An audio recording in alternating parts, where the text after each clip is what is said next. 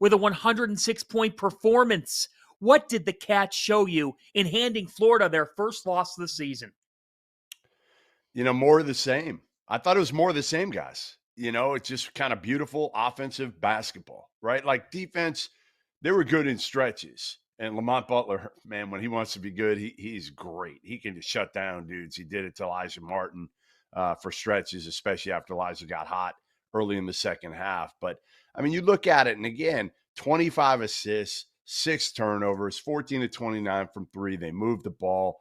Mark Pope and his staff did a hell of a job, and I wasn't sure when they did it in the portal. I thought it was like, how are these pieces going to fit together? You got Butler who can guard but can't shoot. You got Kirk Kriisa who can shoot but can't guard. I just didn't know how they fit. Well, they fit together really well because most of these guys are skilled, high IQ players who can shoot, who can pass, whether it's the bigs, whether it's the guards.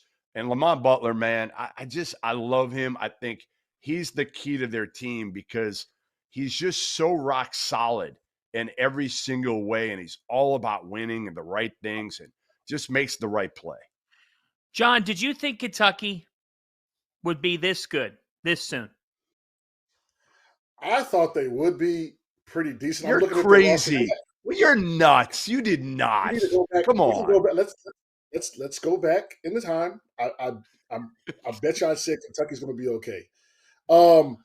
I said at the beginning of the season, they're better than okay, Henson. They're better than okay. I said I like their energy.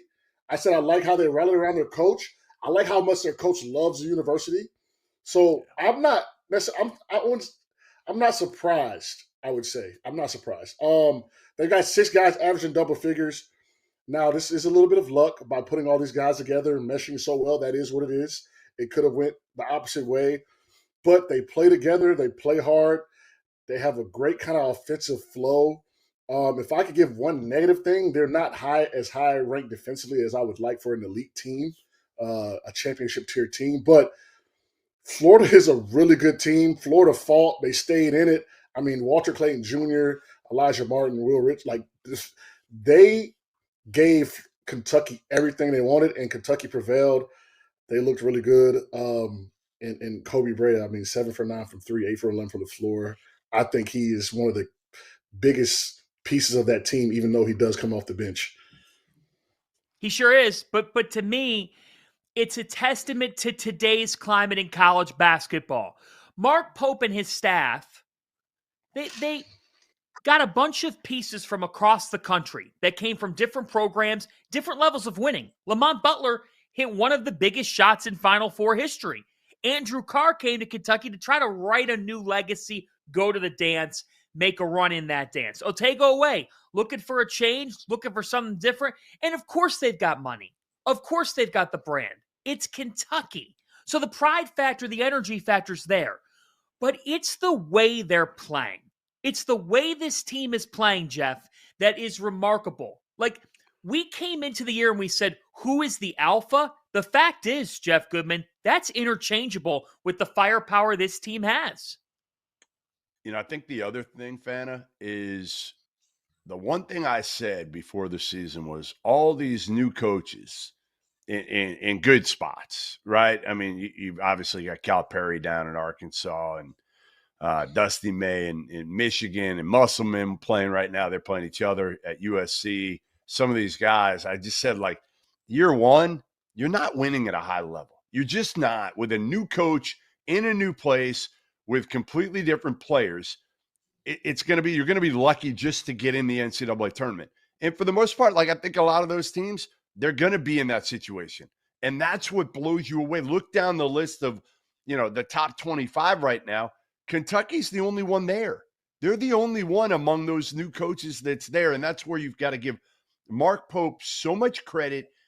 And I'll tell you what, the one thing I never realized with Mark Pope, I never understood how hard he worked until I talked to Mark Fox.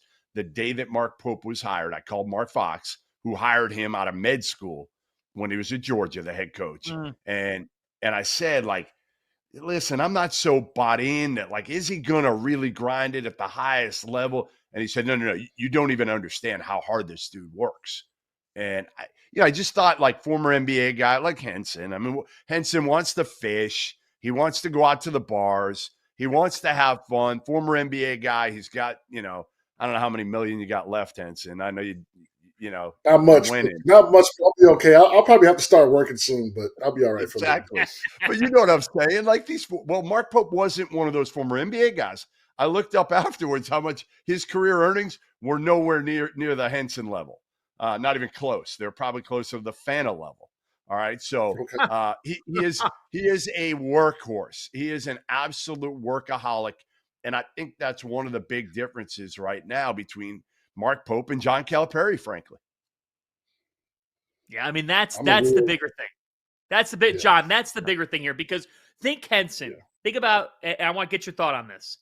Like what you thought of Kentucky a year ago right now. Now, they were a talented team. I mean, Reed Sheppard and Rob Dillingham were going. But I think we all, John, even when the calendar turned in January, we were like, this team's really good. This team could be a dark horse. But you always had this in the back of your head of like, well, knowing what they had done in the NCAA tournament in recent years, the St. Peter's snafu, if in Oakland, like a Jack Golke stood in their way, that you worried about that type of situation. Now, does Mark Pope have to prove himself in the NCAA tournament? Yes. But Henson, can you reflect on how differently you feel about the Kentucky program right now as opposed to a year ago? Yeah, I mean, it's night and day. And, I kind of liken it to, when I was younger, my parents had 3 kids. When I was younger, I barely could walk outside and use a cell phone. And after the 3rd kid, the reins had loosened up. So as coaches get older and as they age, they loosen up. Coach Williams did. I mean, it just is what it is. It just, by the time I went to UNC 10 years later, they were playing music and shoot around. It was a good time. But like, I was like, Coach Williams would have never done that when I was there. So I think that's also part of Coach Calipari struggling a little bit. He has kind of loosened up the reins a little bit in his discipline, because Kentucky looks like a well-coached team, a team with discipline, a team of guys that know their role. And I think that's why they are so successful so early with a group of guys that have not been together that long. Jeff, the SEC is stacked.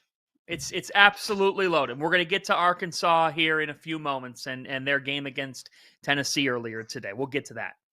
But I guess then the natural question is, in this loaded SEC, what is your honest expectation level for Kentucky, and where do you tier them nationally? I still think here's the craziest part. They're top 10 nationally, I think, right now. I think you have to say that. Absolutely. And ranking wise, they could be as high as like 6, right?